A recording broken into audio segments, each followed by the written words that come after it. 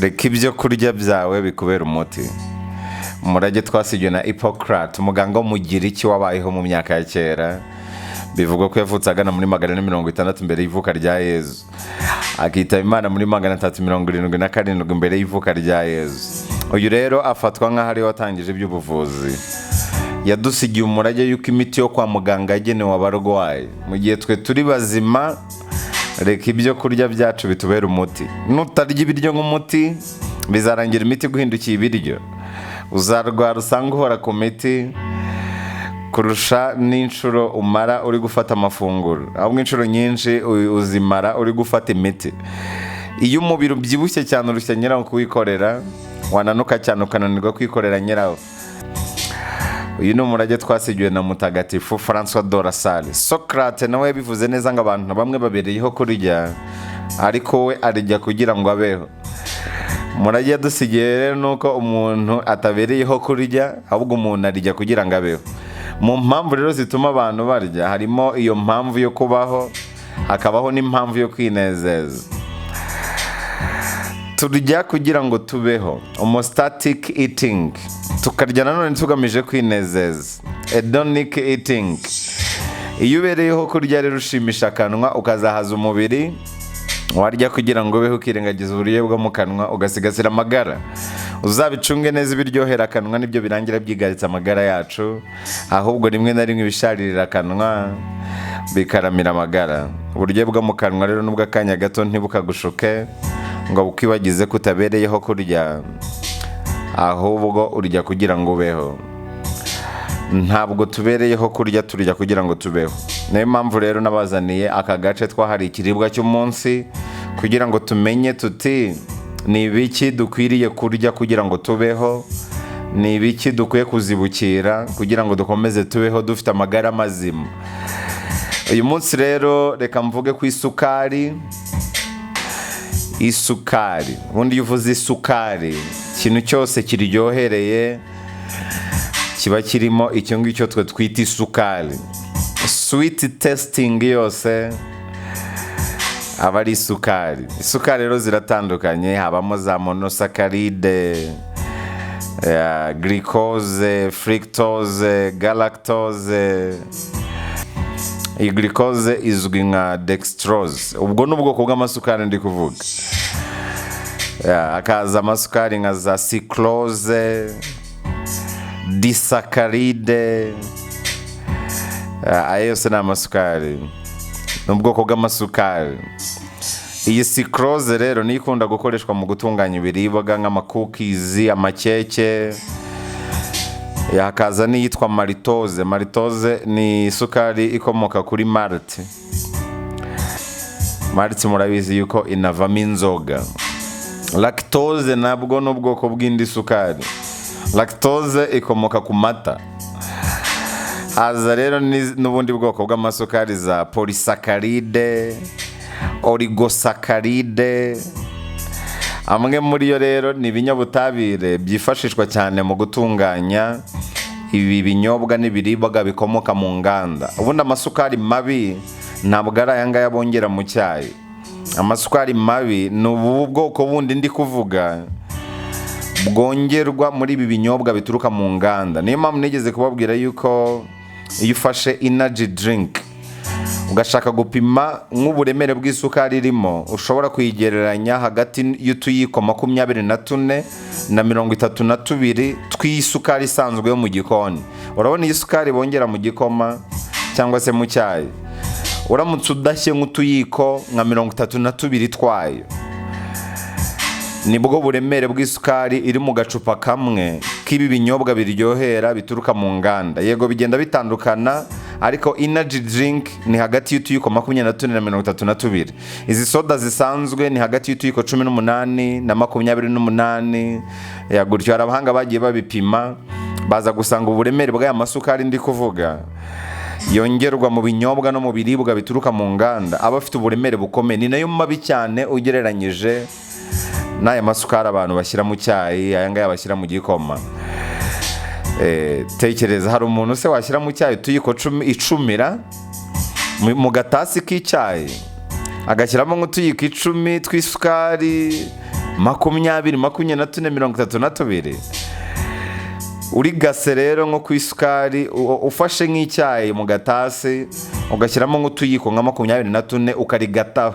ubwo buremere bw'isukari urigase nibwo buremere bw'isukari ibiri muri ibi binyobwa munwa bituruka mu nganda biba bipfunyitswe biryohera. niyo mpamvu isukari mbi niriya pe. ibi binyabutabire none by'amasukari harimo na bya glycerol. iyi glycerol rero iyi glycerol nayo irifashishwa cyane, ni ikinyabutabire ariko cy'isukari niba ariko nabivuga. Hakaba n'amasukari yongerwa mu nzoga. ubu bwose n'ubwoko bw'amasukari ndi kukubwira bugenda butandukana rero. gusa iyo uvuze isukari muri ibi bihe, isukari ikorwa mu bintu byinshi by'ibimera, gusa izwi cyane n'ikorwa mu bisheke, sugar cane cyangwa se sugar beet. umuntu umwe ku isi anywa isukari iri mu kigero cya ibiro 24 ku mwaka. ni ukuvuga agafuka k'ibiro 24 ku mwaka umuntu umwe rwose aragahirika k'isukari. uteranyije amasukari yose anywa, ayanywa mu maji, ayarya mu biribwa runaka, n'ayo yongera mu byayi, ukayateranya ashobora kungana n'agafuka k'ibiro 24 k'isukari. ibihugu biri mu nzira y'amajyambere rero nibo banywa isukari nyinshi ku mwaka. umuntu umwe anywa ibiro 33 ku mwaka. ibyinshi mu biribwa byo mu bihugu biri mu nzira y'amajyambere byiganjemo isukari umunsi ku munsi.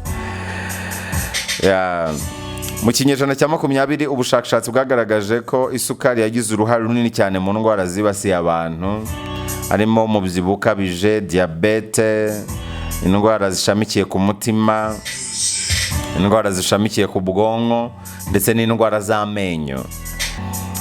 ijambo sugar rero rikaba rikomoka ku ijambo ry'igisanskrit kuri sarikara.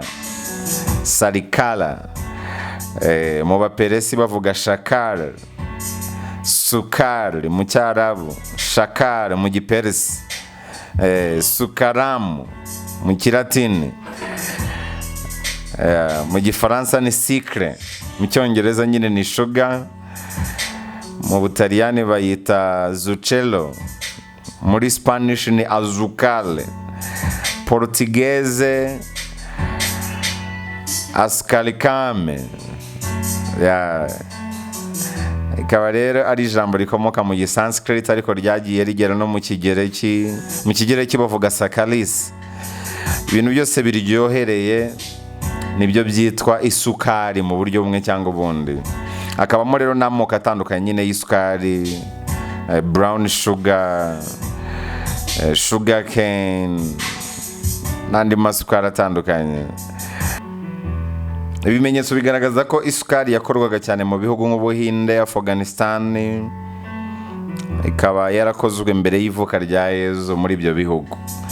ni ukuvuga Afghanistan y'ubu, Ubuhinde, isukari yari izwi mbere y'ivuka rya Yezu.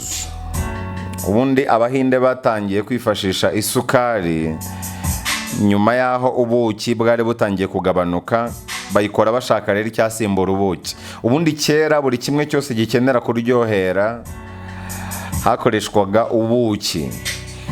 Abahinde rero bazwi cyane nk'abantu b'inzobere mu bintu bijyanye n'imiti gakondo. Murabizi ko n'ubuvuzi ariko n'ubu bwa kizungu Abahinde bari imbere. Impamvu bari imbere ni uko bagerageje kubuhuza na gakondo kugeza ubwo abarwayi barwara ahandi bikaba byananiranye, bakavuga bati rero umurwayi ni ukumujyana mu Buhinde.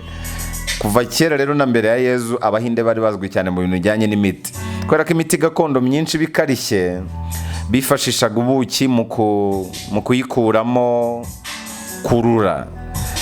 Nigeze kubabwira ko icyanga cy'ubuzima ni umushari. Imiti myinshi rero muzumva isharira kubera ko icyanga cy'ubuzima ni umushari. Ibintu byinshi bisharirira akanwa nibyo biramira amagara yacu. Imiti nayo rero ibisharira. Kugira ngo ikintu gisharire rero nuko kiba gisanzwe kirura, hanyuma ugafata ikiryohereye ukakivanga n'icyo kirura, bikarangira bisharira. Umushari rero ni umuti, ibintu byinshi bisharira ni umuti cyane cyane bikomoka ku bimera. Mu Bahinde rero mu gukora imiti gakondo bafataga ibyo byatsi birura bakabyongeramo ubuki bigasharira bikarema umuti wuzuye. Ubuki rero bwatangiye kugabanuka muri iyo myaka nyine ya kera mbere ya Yezu. Ubuki butangiye kugabanuka biza kuba rwose ibintu birebire cyane. Ubuki bwakenerwaga cyane mu gukora inzoga, mu gukora ibintu bitandukanye. Nibwo bwakoreshwaga rero mu gutunganya ibintu byose bikeneye uburyohere, yaba iyo miti, inzoga n'ibindi bitandukanye. Biza kurangira rero batekereje icyasimbura ubuki, basanga ni isukari. Mu miti gakondo y'Abahinde isukari izugimo cyane nka iksu. Ndetse n'izi ji z'ibisheke abantu basigaye banywa inaha iwacu mu Buhinde zirazwi cyane. Mu myaka kera bazita fanita. Mu Bugereki nayo isukari yakoreshejwe mu buvuzi igihe kinini, aho bayivangaga n'imiti ikarishye kugira ngo ibashe kunyobwa mu buryo bworoshye.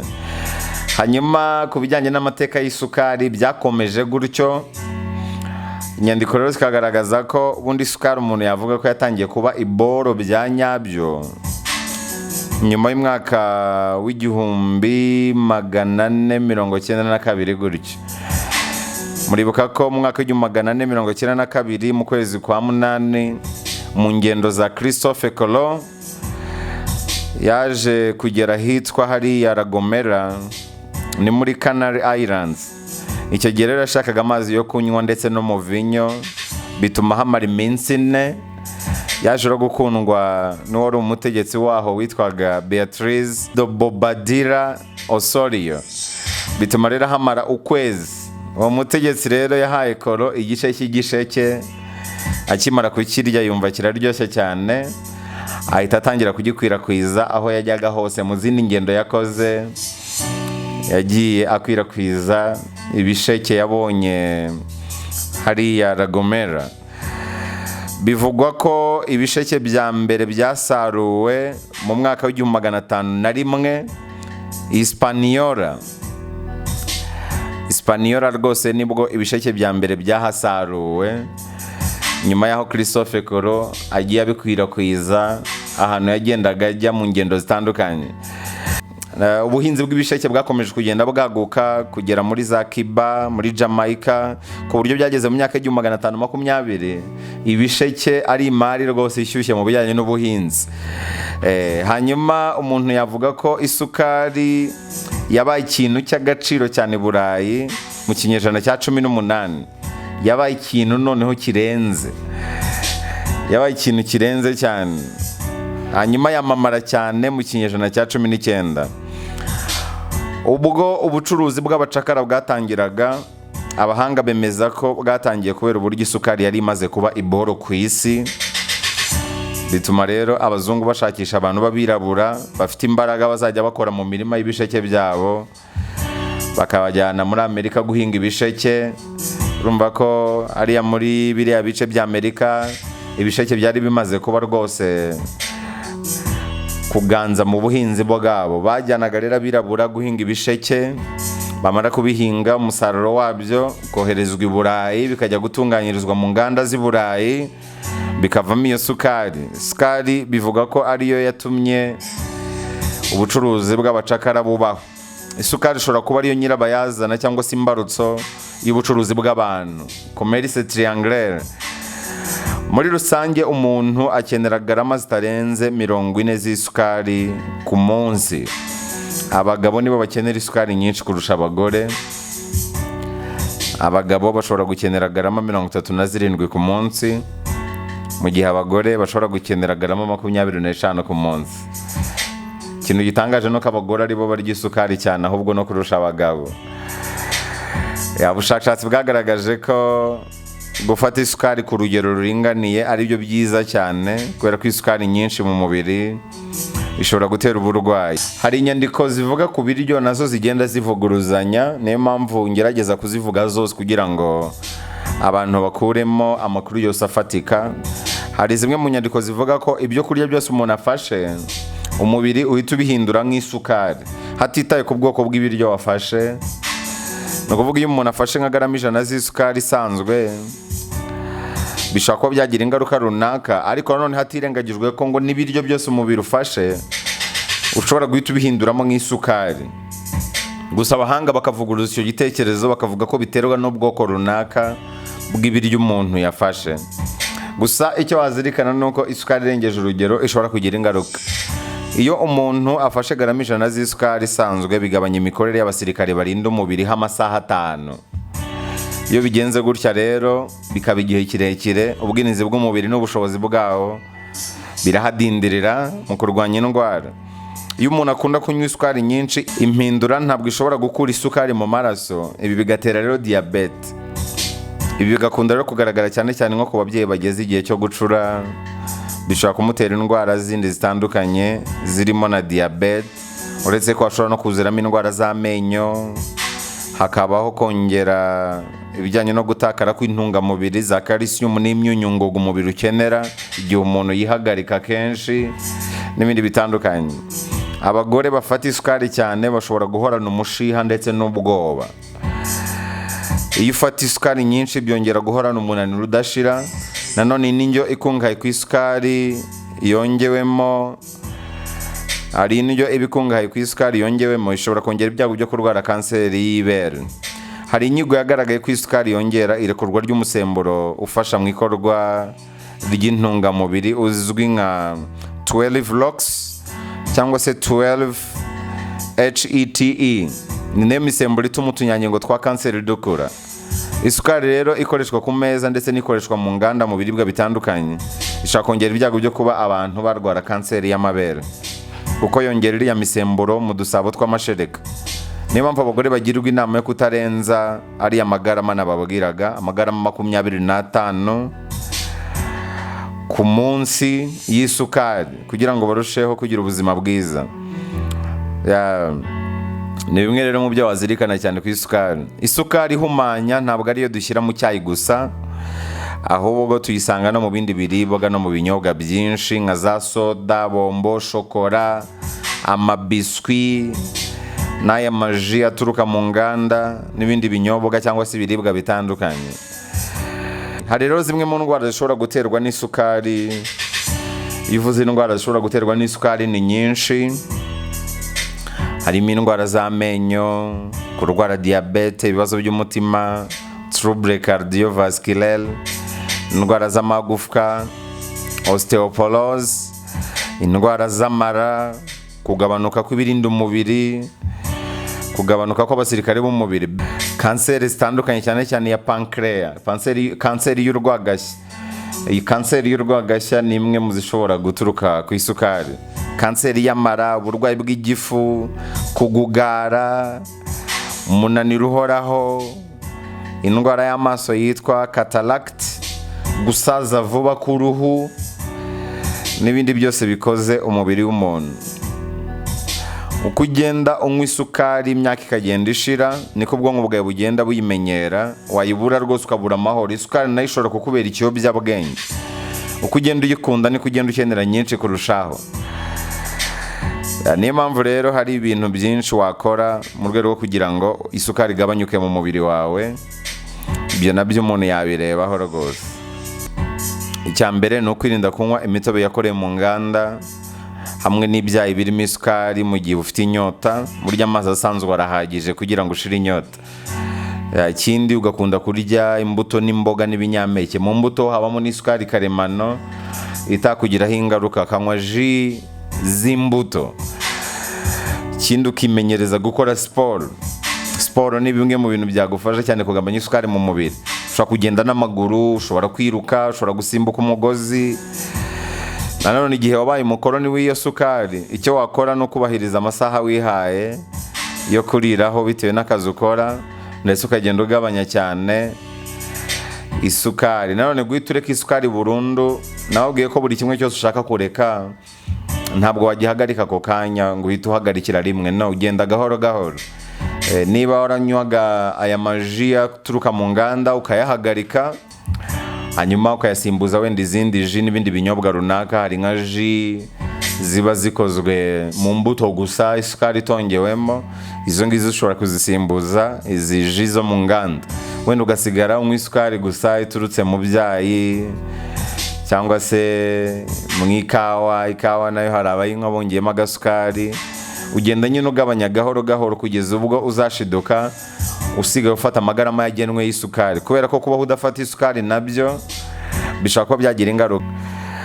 Hari abashinzwe kumenya impamvu zitera indwara z'ibyorezo basanze ko zifitanye isano no gukoresha isukari.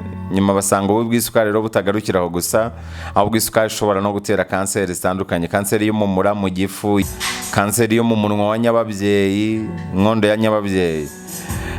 Ibiribwa rero n'ibinyobwa birimo isukari nyinshi nka za fanta, za keke, za bombo n'ibindi ni bimwe mu bishyirwa imbere cyane mu kongera isukari mu mubiri. Ibiribwa birimo isukari n'umunyu mwinshi ntabwo ari byiza kubyimenyereza. Iyo bigeze mu mubiri byivanga mu maraso bigatuma adatembera neza mu mubiri. Ubundi ujya unibaza impamvu bavuga ko umuntu urwaye diyabete ashobora kugera ku rwego aba atakibasha no gutera akabariro.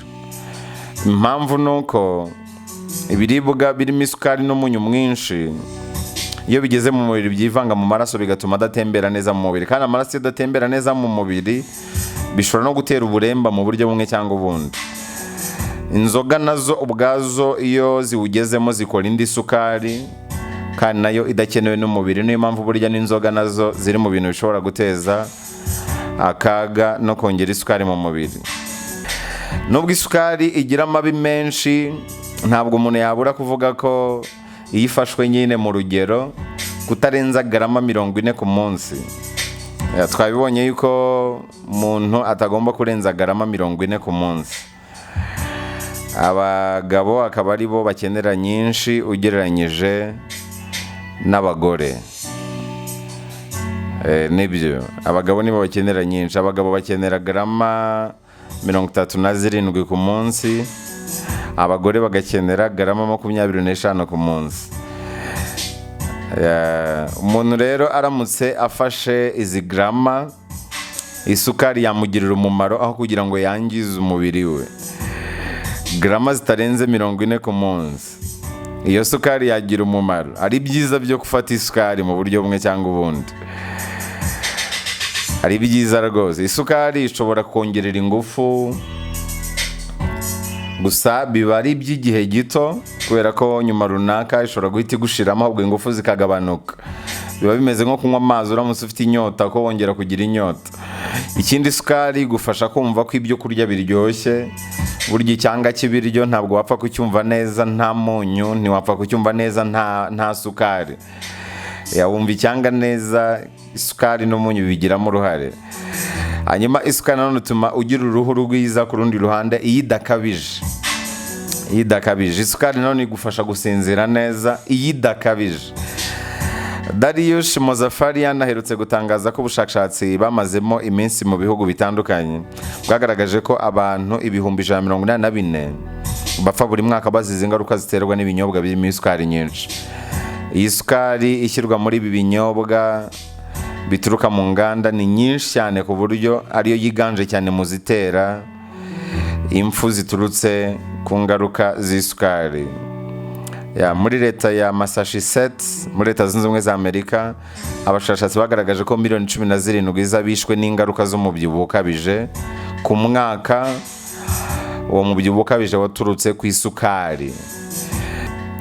Hari 133 by'abantu bicwa na diyabete mu mwaka nayivuye ku mubyibuho waturutse ku isukari. Abandi 45,000 bicwa n'indwara z'umutima, mu gihe abandi 6,450 bicwa na kanseri zikomoka ku mubyibuho ukabije. Mu bihugu 20 byakorewe ubushakashatsi rero basanze izi mpfu zose zifitanye isano n'ibinyobwa bibamo isukari nyinshi. Mexique 10% by'abaturage barwaye diyabete. Iyi diyabete nayo igakomoka ku kunywa isukari nyinshi cyangwa se gukoresha isukari nyinshi mu biribwa byabo. 30% by'abapfa batarageza imyaka 45 kubera isukari. Uyu mubare kandi uri hejuru mu bindi bihugu nka Leta Zunze Ubumwe za Amerika. igihugu cy'Ubuyapani nicyo gifite umubare muto w'abapfa bishwe n'isukari nyinshi. Nacyo gihugu gifite abaturage barama cyane mu isi, nubwo hari ibindi bihugu wenda nka Hong Kong ifatwa nk'igihugu, ariko Ubuyapani buza bukurikira buri aho hafi rwose. Nicyo gihugu cyiza mu myanya y'imbere mu isi mu gukoresha isukari iri mu rugero, isukari nyayo umuntu wese akwiye kuba akoresha. Nigeze no kubabwira ko leta y'Ubuyapani yashyizeho ingamba zo gukumira ibi binyobwa bituruka mu nganda. Tekereza ko yanahangaye uruganda rwa Coca-Cola. Ubuyapani bwabwiye uruganda rwa Coca-Cola yuko na kiriya kibara gituma Coca-Cola ishobora guhinduka umukara cyangwa se igahinduka shokora nka kuri uyibona mu icupa kivamo. No ku masukari rero baragenda bakavuga bati ibinyobwa byose byinjira mu Buyapani bigomba kuba biri kuri iki kigero mu bijyanye n'isukari. Uzajya nko muri Google wandikemo ngo Japan Coke, nigeze kubibabwira. Jya muri Google none ahangaha wandikemo ngo Coca-Cola yo mu Buyapani cyangwa se Japan Coca-Cola, urabona isa n'amazi, itandukanye n'izindi Coca-Cola zose zijya mu bindi bihugu. Ubona isa n'amazi bibonerana ku buryo unayibonye ushaka kugira ngo ntabwo ari Coca-Cola. Ibi rero babikorera iki? Babikorera mu rwego rwo kugira ngo abaturage babo bakomeze bagire ubuzima buzira umuze. Igihugu cy'Ubuyapani nicyo gifite umubare muto w'abapfa bishwe n'isukari nyinshi kubera ingamba nyine zafashwe na leta y'iki gihugu. Iki gihugu nanone ariko bakaba atari n'abantu bakunda kunywa ibinyobwa bituruka mu nganda, bikundira kunywa icyayi cy'icyatsi. Narabibabwiye, tevere, icyayi kitabamo isukari, ahubwo gifasha abantu gukomeza kugira ubuzima buzira umuze. Abanyamerika banywa byibura utuyiko 22 tw'isukari ku munsi. Tutuyiko 22 natwo turengeje urugero ugereranyije n'urugero OMS tanga rw'isukari umuntu atagomba kurenza ku munsi. Umuntu ntabwo agomba kurenza garama 40 ku munsi. Abagabo ni garama 37, abagore ni garama 25. Nanone ibinyobwa bituruka mu nganda rero haniyongeramo n'ibindi binyabutabire byangiza. Ntabwo ari isukari gusa ishyirwa muri bino binyobwa bikomoka mu nganda, ntabwo ari isukari gusa yangiza, habamo n'ibindi binyabutabire nigeze kubabwira. Habamo za acide citric, za aspartame, phenylalanine, n'ama fruit flavors. Ibinyabutabire nabyo bwabyo bishobora kuba nyirabayazana, noneho bigatiza umurindi ya sukari mu kwangiza cyane. Nibyo bishobora gutera rero ubundi burwayi nk'umwijima n'iyo diabete no mubyibuho kabije. Nk'iyi citric acid iyo yivanze n'isukari bitera imyivumbagatanyo mu rwungano ngogozi, ari byo bitera acide nyinshi mu gifu, bigatera kuva amaraso mu kanwa, kurwara mu muhogo, kurwara amara. Bishobora kugira ingaruka zikomeye cyane. Nk'iyi aspartame yongerwa muri binyobwa biryohera bituruka mu nganda, muri izi za soda, muri izi za fanta, nayo ni mbi muri zose. Mu bindi binyabutabire byose aspartame yashyizwe mu majwi nk'aho ariyo mbi cyane. Hari ubushakashatsi buvuga ko iyi produit itera bumwe mu bwoko bw'amakanseri, ituma n'ibibyimba bizavamo kanseri bishobora gukura. Ikindi, ibinyobwa biryohera bishyirwa mu myanya y'imbere mu gutera kanseri y'urwagashya kubera isukari nyinshi, ari yongera insuline ikorwa n'urwagashya. Iyi insuline yaba nyinshi ikaba ari nayo itera ibibazo birimo na kanseri. Ibi byerekanywe n'abashakashatsi bo muri kaminuza ya Minnesota nyuma y'ubushakashatsi bakoreye ku bantu bagera ku 60. Bwerekanye ko abantu bafashwe n'iyi kanseri y'urwagashya ari abakunda kunywa ibinyobwa biryohera cyane bituruka mu nganda. Hakaniyongeraho n'ibindi bibazo bifitanye isano n'imitsi, bifitanye isano n'amagufwa, kugabanuka kw'amazi mu mubiri, bifitanye isano n'amaraso n'ibindi bitandukanye. Ubwo simvuze bifitanye isano n'amenyo, umwijima, diabete n'ibindi bitandukanye. Muri izi ingredients ziba muri ibi binyobwa biryohera zitiza umurindi ya sukari. Isukari rero ikaza yangiza mu buryo budasanzwe rwose. Isukari cyangwa se ibi binyobwa bakubwira ko ari zero nutritional value, ni ukuvuga nta vitamine, nta ntungamubiri, nta myunyungugu wajya mugiye gushakamo, nta kintu cy'umurengera. Niyo mpamvu abantu babizibukiriye bafite amagara mazima ugereranyije n'abantu babikunda kandi babinywa buri munsi. Ubwo sinanavuze ko bibamo ya kafeyine nayo ishobora kuba yateza akaga mu buryo bumwe cyangwa ubundi. Isukari nyinshi rero ni mbi, ushobora kuyisimbuza amazi, ushobora kuyisimbuza izi ji zikorwa hifashishijwe imbuto gusa nta sukari yongewemo. Isukari nyinshi ni mbi rwose ku buzima. Muri make icyo wasigarana ni uko ubushakashatsi bwakozwe n'ikigo cy'Abanyamerika gifatanyije n'abahanga mu by'ubuzima bagamije kumenya ingaruka isukari ishobora kugira ku mubiri w'umuntu. Hari bimwe mu byo bagiye babona bagendeye ku ngaruka mbi z'isukari rero mu mubiri. Babonye ko isukari ya fructose ariyo mbi cyane mu masukari yose abaho. Ibi rero ni bimwe mu bintu nabyo umuntu yazirikana. Fructose ni ubwoko bw'isukari, iri mu bitera ku rwego rwo hejuru indwara zitandukanye zishamikiye ku mutima, umuvuduko ukabije w'amaraso. Iyi fructose rwose ni mbi cyane, ni mbi. Icy'ingenzi rero ukwiye kwitaho no kugabanya isukari, cyane cyane iyongerewe yaba mu binyobwa cyangwa mu biribwa. Ibinyobwa biryohereye biba byongewemo isukari. Byongewemo isukari za fanta, za ji zipfundikiye zituruka mu nganda, amabiswi, amakeke, amagato, za yogati. Ibiryo hafi ya byose bifunitse ndetse n'inzoga zirimo haba harimo isukari. Fructose ariko yo mu mbuto yo ntabwo iteza ikibazo, iba ari karemano, yo ntabwo iteza ikibazo, ahubwo iyatunganyijwe ikongerwa muri biriya binyobwa bituruka mu nganda niyo mbi cyane. Akaba rero ari icyo ngicyo nakubwira ku bijyanye n'isukari.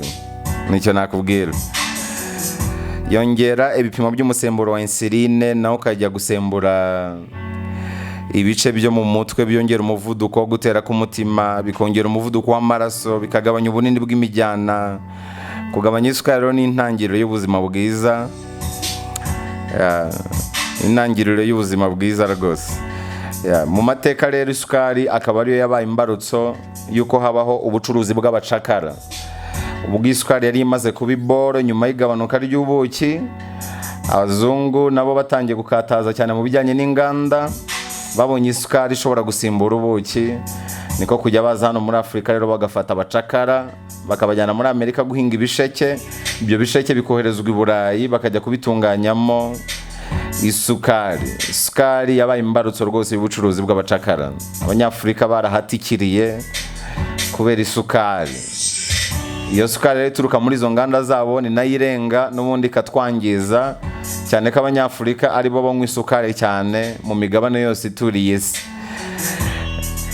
Ya sukari n'ubundi yatumye dukoreshwa nk'abacakara, ni nayo sukari n'ubundi izatwirangiriza binyuze mu biribwa tunywa bituruka n'ubundi mu nganda abo bazungu bakoze.